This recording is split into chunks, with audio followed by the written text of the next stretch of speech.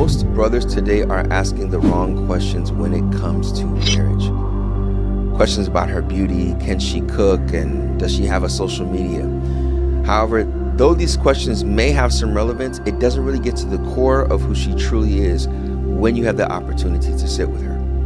I've dealt with hundreds of couples as an Imam, and I've coached hundreds of men in helping them become the best version of themselves for the sake of Allah. And I can tell you, what destroyed a number of marriages were questions that they did not ask to discover traits that were there before the actual marriage.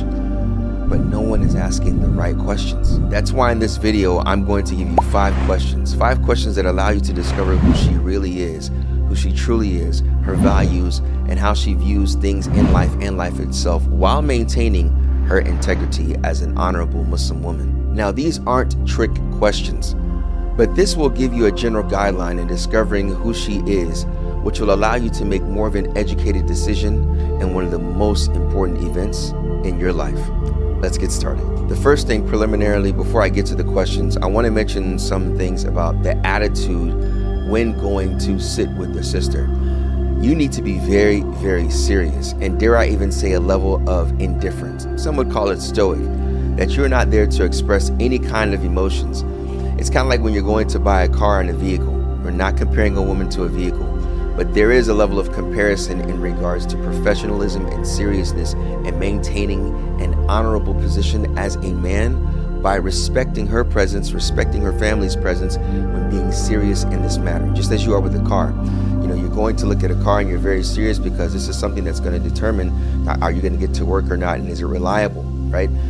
Also, you don't express your emotions too much if it's a car that you like, right? Because you do not want the emotional door and pathways to open up in regards to questioning. She's still haram for you and you're still haram for her. So it's very, very important that you are very professional about this and you approach it in a professional manner. The next thing you want to do before the questions is to inquire about her. Inquire about her from people that know her. Now, we've been given some guidance on what is considered knowing a person, like a person that you can speak to, that you can have this, the probability of them knowing them is better than the person that doesn't have these particular encounters with them. And the encounters are as follows. There's an athar Umar ibn al-Khattab radiallahu anhu that you'll find in Qutayba's Ayun al-Akhbar, and you'll also find it in Tarikh al-Dimashq, books of Adab al-Sir, subhanAllah, where a man was around Umar ibn al-Khattab and he praised an individual and saying that he was truthful. So Umar ibn al-Khattab asked him 3 questions, and it's really 4, but he asked him, Asafarta ma'ahu? He said, have you traveled with him? The man said no. He said, Hal tamantu ala shay? He said, have you entrusted him with anything? Like given him anything and entrusted him with it? He said no. He said, Hal kana baynaka wa baynahu khusuma? He said, have you ever gotten into an argument or encounter with him? He said no. He said, Wayhak. He said, then this is not for you to say, basically. Wayhak, who are you to say this? Perhaps you just saw it. You just saw someone yakhfidu wa yarfa' ra'sahu. Perhaps it's just a man that you saw raise and lower his head in the masjid, right? So this is important because you seeing him in the masjid or seeing her in the masjid is not sufficient to know them as a person. What's also interesting here is the masjid, being in the masjid, even consistently, shows that there is some aspect of piety. There's some aspect of doing the actions of a pious person. I won't say piety, I'll say the actions of a pious person, which is beautiful here, that Umar ibn al-Khattab, with his fiqh of the deen and fiqh of understanding human beings, gave this person this guidance. And the other athar, a man came to Umar ibn al-Khattab and he said, well, he asked about so-and-so, or it was mentioned that a man was around him and he praised so-and-so and said he's truthful. Umar ibn al-Khattab asked him, Safarta ma'ahu? He said no. He said, have you ever entrusted him with anything? Right? He said no. And then he asked him, Hal sakanta ma'ahu? Have you lived with him? And the man said no. And then that's whereupon he said, was actually where he asked him, have you been involved with anything with him that involves dinars and dirhams? Right? Entrusted him with money. And then he said no. And then Umar ibn Khattab responded, perhaps you have been, go verily, for verily you do not know him. Go don't speak, clearly you don't know this individual. So speaking to someone that has lived with the sister, so for example, if it's a college roommate that is married, and you can speak to her husband and speak to her, even if she's not married, you speak to her about the sister. If she's done business with someone, you speak to the person about that. And MSAs can even, have some level of account in that regard. You ask different sisters and different brothers about this particular sister. Youth groups, you've seen how she's grown up. You talk to the youth director, you talk to the imams. You have your mother ask sisters about her, because a sister asking can have a different approach as opposed to a brother asking. You're doing your due diligence to find out about her, because brothers, it's important for you to remember, you are bringing something to the table. It's not just you asking and you need her hand in marriage. That's not the approach that you want. You are bringing something to the table, and it's important that she knows that, she feels that energy, that her family feels that energy as well. You are providing your life, and you're providing your guardianship, which is valuable. Which leads me to the next thing before we get to the questions is, would you marry you? Would you marry you? And if you would, what kind of standards do you have, and the standards does the sister should the sister have that is up to your caliber, to your level? Now, not saying that you should be at the best level, but what level are you at currently in your life, and being realistic that this kind of sister, she's on my level, or I need a sister at this level. And there may be sisters that are at a higher level than I am, and I'm not going to even entertain that, right? So it's very important for you to know that before asking these 5 questions. There's two more preliminary things before asking these questions, and I feel it's very important to mention these preliminarily before just getting into the questions. These are guidelines for the questions, which is important.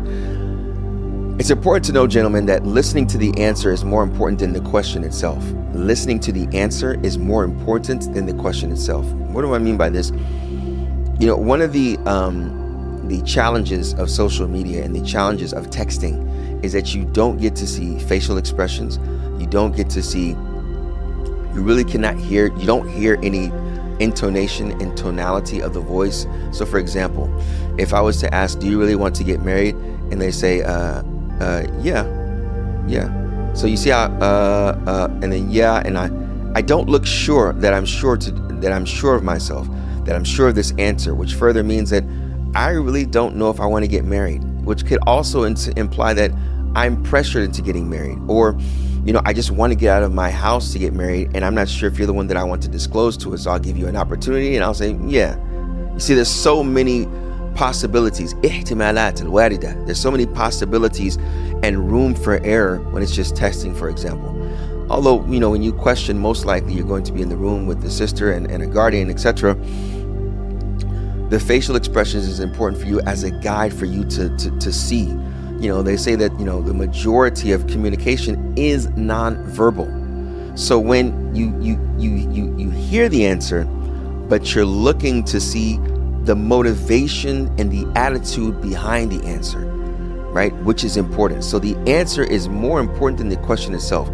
Secondly, the answer provides a framework or even a catalyst for you to ask more questions from that answer. Do you want to have children?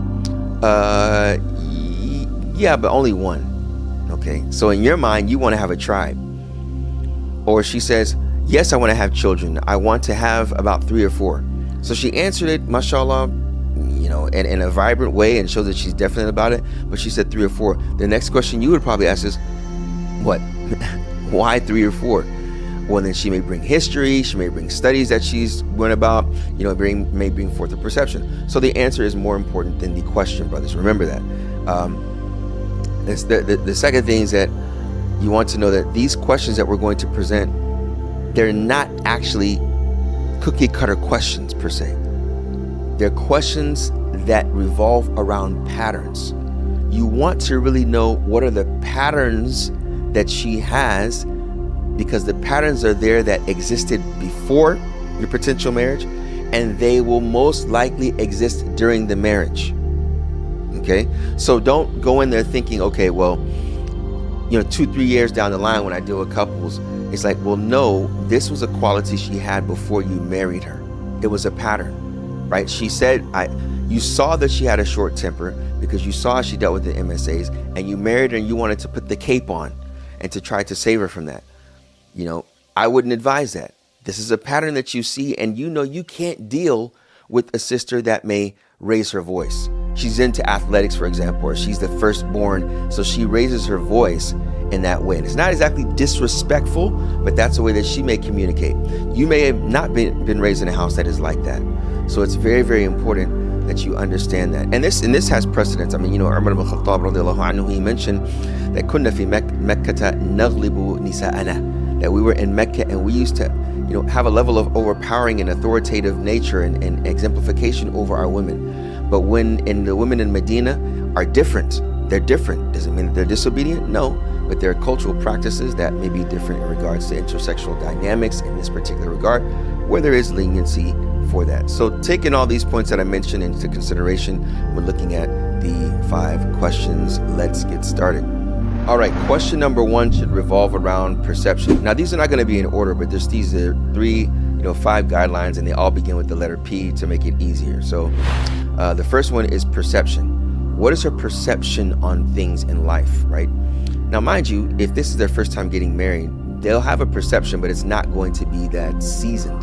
You need to keep that into consideration, especially if you're a man that's gotten divorced, or especially if you're a man that's coming into the marriage for the first time. You've probably done things and been around the world, or been around and done things and failed and learned a lot about life. And if she hasn't, that is not a flaw. She's actually someone that has possibly been sheltered, and she's been in her home and she's been taught how to deal with men, generically speaking, but it never really happened, just as it hasn't for you. So don't hold that against her. But you want to know her perception on certain things in life, like what does marriage look like to you? Do you want to get married, right? Do you have a thought of marriage? Maybe a little too aggressive, but asking, what does marriage look like to you? When you see a husband, I don't want to use the word ideal, you can use that, but I would say, what are the roles of the husband that you feel are important in your life as a wife? What are the roles of a wife in particular, right? You ask certain questions about scenarios. You can create scenarios, and it's really not about her giving the ideal answer. It's seeing her response to the question and obviously the answer. For example, if I was to have a job for about 3 to 4 years, or as soon as you get married, I get laid off and I have an opportunity to work in another state that's not in my hometown, and it's not obviously in your hometown. We got to move to another state, another country. What are your thoughts on that? Quiet, blank face is the best, right? So you ask that and you see what she says. If she says, I want to be with my family and I really love being with my family, and I don't know if I'd be able to do that. Well, depending on how you are as a man, I wouldn't advise you to accept that, especially if it isn't your city per se, because if she's very, very adamant about that, that's great. But at the same time, she may not be aware of the importance of the husband and the relationship. So I would really heavily consider that in looking at that. But these are questions about perception, basically her world view on certain things in life. It doesn't mean that she's not religious. It's more of, what are your views on this? How are you with children? Do you want to have children? What are your views on a big family? What are your views on education? Where does family lie in regards to education? This is a very important question nowadays. Is your career, do you prefer your career over education? If you were to have your education and you were to have a career from there, and then you get pregnant on maternity leave, and I was to request for you to take part-time, what are your thoughts on that, right? What are your thoughts on, me wanting to get a nanny even though you are in school? What are your thoughts on a nanny, babysitting, nurseries, her perception? This is the first question in regards to her perception in life, her perception in marriage, her perception with her husband. Question number 2 revolves around personality. And I remember, this is all around patterns. So personality obviously is her behaviors and patterns on things that she may believe, and or the way that she is and how she acts at her behaviors. So personality, for example, are you an introvert? Are you an extrovert? If she doesn't know what that is, you can ask in another way, which I would ask is, do you have a lot of friends? Okay, I'm talking about nowadays it's even online. Like, do you have a social media account? You probably saw her on social media and you saw she has 5,000 friends and, 5,000 posts, right? And follows 7,000 people. Well, that would raise a question if you're someone that wants an introverted wife, or if you yourself are an introvert, right? You want to know that personality trait. Not to say an introvert is bad or an extrovert is bad. It's just knowing what's in front of you. You may be a social person and you grew up where your father would invite people every Jum'ah and your mother would invite people every Jum'ah. So you're used to having people over at the house. She says, no, I really don't like having a lot of people at my home. I would prefer to go out maybe once a month and visit people. I only have 2 to 3 friends, and those are the ones I really talk to on a daily, weekly basis. I talk to my friends on a daily basis. These things you want to know about her personality. In regards to her social, element, her friends, what kind of friends does she have? This is where it's important for you to look at her social media account if she has one, which I would highly implore for you to do. What pushes her buttons? What are some things that make her angry? You can even ask, what are your weaknesses? To see if she's going to be humble enough to answer that question. What are the things that push your buttons? And it doesn't mean that if her buttons are pushed, that's a weakness of hers. She could say, if she has a lot of brothers, I don't like it when clothes are all around the house and socks are in the living room. It really pushes my buttons. When she says that, next question, see, it's the answer. What is that? What do you do in that regard, right? You can create the scenario, because when you ask about her family, she comes from, she's the oldest of a lot of brothers. Okay, if they were to leave their shorts and socks in the living room, do you call them to come and get it, or do you get it and put it in their room, right? See, what are certain things that may happen? If she says, I just get it and put it in their room because I've told them so many times, this may be a good quality because she's patient with them and she's consistent. Or she may say, no, I call them and tell them to get it. It's a good quality as well, because she knows how to style with that with your future children. So it's just getting knowledge of that and seeing what is her personality in that regard. If she sees any form of oppression outside, how does she respond? Is she someone that says, no, let's call the authorities? Or is she someone that says, look, we got to do something right now. If you don't do something now, I'm going to question your masculinity, right? She may respond in that way. So knowing what makes her tick. Are you jealous? Like, if you were to walk out and you were to see someone asking me a question, it was a female, what would you do, right?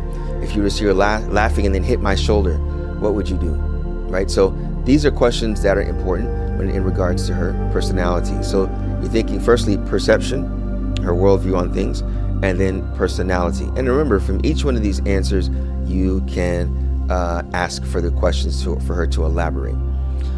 Number 3 is practice.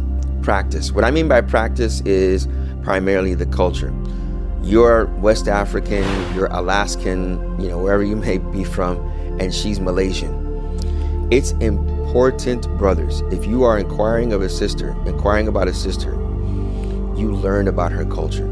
Even though she's second generation American, second generation the country that both of you all are currently residing in and were born in, but your parents or grandparents are from a different country, different continent. It's important that you learn about the cultural nuances. For instance, you learn about the cuisine. You learn about the what's considered respect of the mother, what's considered respect of the father. She may not, value that, but her parents will. And this is important for you to know, because when you marry your sister, you're marrying into her family. Make no mistake about that. Because if there's no family harmony with the family that you're dealing with, there's going to be no harmony in the marriage. There's a level of lack of a harmonious marriage, okay? Although if she's by herself with no children, you only have to get along with her, essentially, right? But if she's married with children, you're marrying her and she has children, that's more of a possibility, or you have to get along with the other individuals that she lives with or that she's with, being her children. So practice is the culture. What does respect look like in her culture? Kind of ties in with perception, because culture is a conglomeration of different perceptions. So you want to know about that and how that plays a role in her life, right? I was raised to do this. I was raised to do that. I was raised to, cook in the morning for my father, so I do it for my husband. That's an aspect of the culture. I was raised to go and visit my grandparents every year, right? That's part of our culture, right? These things you want to know in regards to that. Sometimes it's like, well, we find no problem. I was raised no problem with going and hugging my cousins, my male cousins. That's our culture. It's no problem. Well, that's where you have to take that with a grain of salt, because that is a problem Islamically. That doesn't change with the culture. So understanding the areas of culture that there's leeway and there's lenience, and then the areas that there are not, right? How is she with managing her money, her finances? How does she view finances? Has she ever worked? Does the money stay with her? Does she give it to her family? Does she give it to her father and her father gives it to her? The culture of money with her. What does she expect in regards to spending? Is her money her money? How does she view that? Is she willing to help you out while you're going to school and she has a job? You know, the culture of money. How does she view money? Is it the end goal or is it a means to the goal? You leave those open-ended questions and see how she answers it. Her lifestyle. You know, there's one time I was looking at Mary's sister a long time ago, and she said she has to go shopping every week. I said, Assalamu alaikum wa rahmatullahi wa barakatuh. I'm not that guy. You know, it's as simple as that. I'm not that guy. The lifestyle is very, very important, because the way that her father brought her up is going to be the way that she's going to expect you to deal with her. It's just going to transfer over. But it's important for you sometimes having to educate the fathers as well. She may have grown up with her own room, 3 sisters. She has her own room, has her own car, and she's used to, going on vacation every 6 months, right? But she's the oldest, or she's the youngest, and she's used to that. But what you have to realize, you may need to educate her indirectly, because the father, when he first got married, when she wasn't born, that wasn't the case. He didn't have enough money to do it. But given the fact that she's the youngest, that was part of her life, right? It was part of her life and her existence, is that she grew up going out every so on and so forth. That may be something you have to deal with, because you may not be financially be able to take her out every 3 months on vacation, right? As her father did. So these nuances you got to be aware of, and you can possibly educate by asking the appropriate questions. So you're the youngest, and your father took you out you used to go on vacations to Thailand or wherever you're from every summer, every 3 months. What if we're not able to do that in the first couple of years of our marriage, right? Or if I'm not that kind of person, do you have an issue with that? When you ask a question like that and you look with a straight face, you want to see her response, her facial expression. No, I'm okay with that. I mean, I'm really, along with my husband, I would just hope that we'll be able to go out at least, once every couple of years. Or, no, I have to do this. This is what my dad did. It's a part of our legacy that we do that. Knowing the culture, it gives you more education and freedom to deal with the particular situation. What does she do in her free time? What's her culture? Does she like to read? Does she like to stay home and read? Does she like to watch movies? Does she like to go out, on vacation? Does she have to? What does she have to do on her free time? Does she like to work out, right? These are things that are very, very important. What does she do on her free time? Her hobbies, right? Doesn't exactly mean her free time. It's non-negotiables. So you want to know that in regards to her practice. Is she very involved in fitness? And you're not. You need to take that in consideration. Are you involved in fitness and she's not, right? Her nutrition, how does she view food? And this goes back to her culture. The food of the culture is very important. There's some cultures where they eat a lot of oil, and you're trying your best to stay away from that. You need to know about these particular things, because this is something that will deal with your patterns and your daily living. So that's the third one, is practice. Number 4 is piety. Piety. So we know the hadith of the Prophet sallallahu alaihi wasallam, tunkahul mar'atu li arba'a, that the woman is married for 4 things: for her money, her lineage, her status, and her deen. فَاظْفَرْ بِذَاتِ الدِّينِ تَرِبَتْ يَدَاكَ, and be successful in religion. May Allah bless you and preserve you. So here, the questions of piety, I wouldn't even entertain these questions unless there's a level of piety that you've seen from asking around about her on and offline. But you still want to ask certain questions to her directly because you really want to see the responses. So from them is, what does religiosity look like to you? A religious man, what does he look like? Right? What does he look like, and how does he act? We talked about roles, yeah, but that could be void of responsibility or religiosity. What is She says, no, he has to pray at least one prayer in the masjid, or he has to pray all 5 in the masjid, because my dad and my brothers always did that. Or he's someone that's kind, that's honest, that is someone that is doesn't wear his emotions on his sleeve. It's important because there are certain things that are of personality, and there's certain things that are of character, right? So she may be mentioning things of personality, but not exactly of character. What do I mean? Is that, okay, he's someone that doesn't wear any emotions on his sleeve because he's a pushover, right? He avoids conflict. That's why he doesn't wear his emotions on his sleeve, because he's very passive, right? So you want to know, okay, when you're faced with conflict, how do you turn to Allah? What do you do, right? If there's a bad friend and say she doesn't pray, how do you deal with that? If you see one of my friends is someone that is not religious, if one of my friends was to act indirectly or inappropriately towards you, how would you approach that matter, right?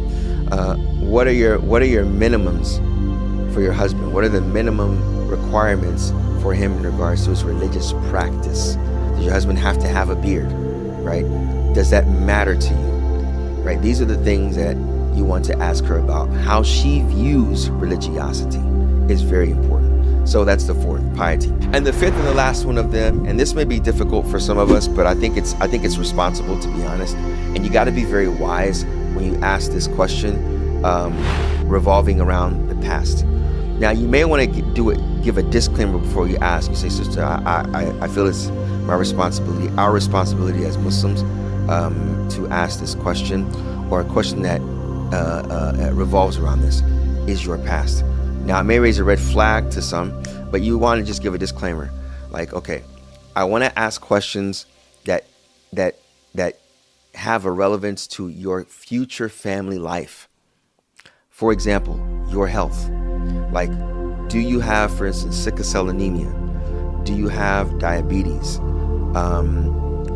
Have you had to do something that may tamper with you having children, right? These are things that I want to know.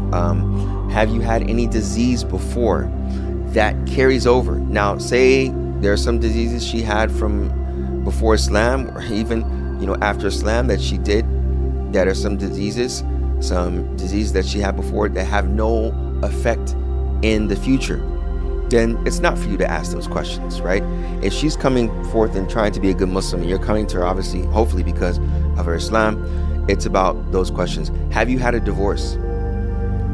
If you've had a divorce, why did you get a divorce, right? Was it domestic violence? Okay. Have you went through therapy? You asked for the divorce from the man because he was bad. He asked for a divorce from you. Okay. What were the reasons for that, right?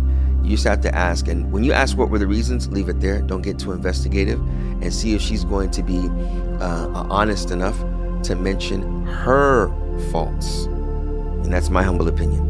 If she's going to mention where she could have done better, is what I would advise for you to not look forward to, but to be attentive of.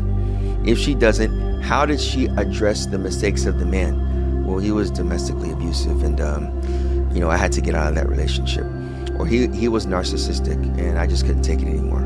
Okay, he was narcissistic. What do you mean narcissistic? Give me an example of some of the things that he would do regularly, not just one time, but regularly. So the habits, did she have any addictions? Did she have a drug addiction? Did she have a